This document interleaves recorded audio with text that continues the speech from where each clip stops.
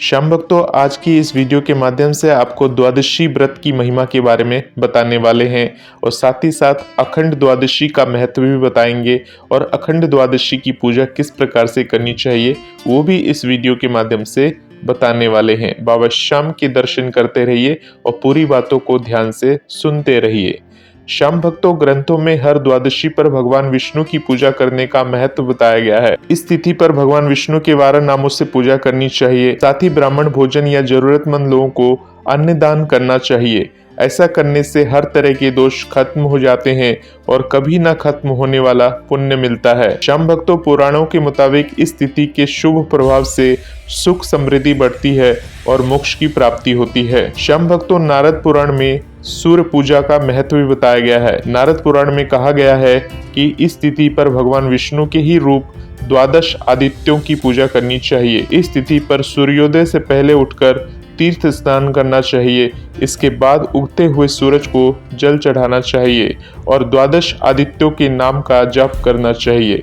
ऐसा करने से बीमारियां खत्म होने लगती हैं और उम्र भी बढ़ती है। श्याम भक्तों, ब्रह्म पुराण के अनुसार कमल के फूल और चंदन से विष्णु पूजा ब्रह्म पुराण में कहा गया है कि मार्गशीर्ष माह की द्वादशी पर भगवान विष्णु को खिले हुए पुष्पों की वर्णमाला चढ़ाने का बहुत महत्व है। साथ ही चंदन और कमल के फूलों से भगवान की पूजा करनी चाहिए। ऐसा करने वालों को भगवान विष्णु की 12 सालों तक की पूजा करने का फल मिलता है। श्याम भक्तों, अग्नि पुराण के मुताबिक श्री कृष्ण पूजा का महत्व भी बताया गया है। अग्नि पुराण में अघन महीने के शुक्ल पक्ष की द्वादशी को श्री कृष्ण पूजा का महत्व बताया गया है। साथ ही इस दिन नमक दान करने का भी विधान है। ऐसा करने से बीमारियां दूर होती हैं और उम्र बढ़ती है। श्याम भक्तों, इस द्वादशी पर भगवान श्री कृष्ण पूजा से कई तरह के दोष समाप्त हो जाते हैं। स्कंद पुराण के अनुसार दूध से भगवान का अभिषेक करना स्कंद पुराण में बताया गया है कि अघन महीने की द्वादशी तिथि पर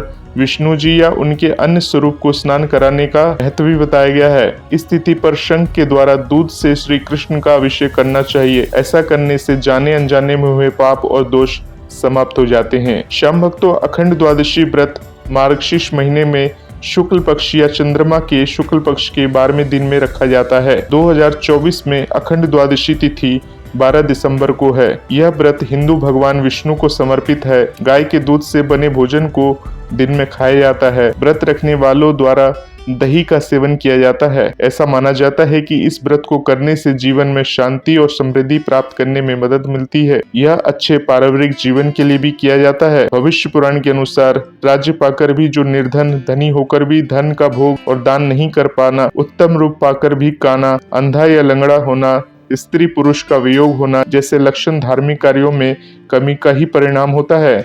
ऐसे में इस कमी को दूर करने के लिए पुराणों में अखंड द्वादशी, मनोरथ द्वादशी और तिल द्वादशी व्रतों का विधान बताया गया है। इस व्रत की विधि एकादशी के समान ही होती है।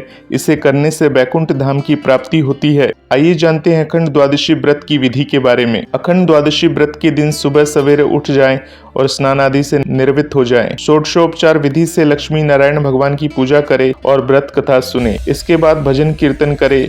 भगवान को भोग लगाने के बाद घर में सभी को प्रसाद वितरित करें। ब्राह्मणों को भोजन कराएं और इसके बाद ही स्वयं भोजन ग्रहण करें। मार्गशीर्ष शुक्ल पक्ष द्वादशी व्रत में भगवान नारायण की पूजा श्वेत वस्त्र धारण करके की जानी चाहिए। जो व्यक्ति मार्गशीर्ष माह में भगवान की पूजा करते हैं उनसे देवता, गंधर्व और सूर्य आदि सब पूजित हो जाते हैं। इसलिए स्त्री व पुरुषों को यह व्रत जरूर करनी चाहिए। श्याम भक्तों, जानते हैं अखंड द्वादशी व्रत का महत्व। अखंड द्वादशी व्रत मार्गशीर्ष मास की द्वादशी तिथि को पड़ता है। यह परम पूजनीय कल्याणकारी होता है। इस तिथि पर पितृ तर्पण आदि क्रियाएं की जाती हैं तथा श्रद्धा और भक्ति पूर्ण ब्राह्मणों को भोजन कराया जाता है तथा विभिन्न प्रकार के दान, हवन इत्यादि क्रियाएं भी की जाती हैं। यह व्रत पवित्रता व शांत चित्त से श्रद्धा पूर्ण किया जाता है। यह व्रत मनोवांछित फलों को देने वाला और भक्तों के कार्य सिद्ध करने वाला होता है। इस व्रत को नित्यादि क्रियाओं से निर्वृत्त होकर श्रद्धा विश्वास के साथ पूर्ण करना चाहिए। अगर इस व्रत को श्रद्धा पूर्वक किया जाए तो व्यक्ति के पुत्र पौत्र को धन धन की प्राप्ति होती है। बोलिए हारे के सहारे की जय,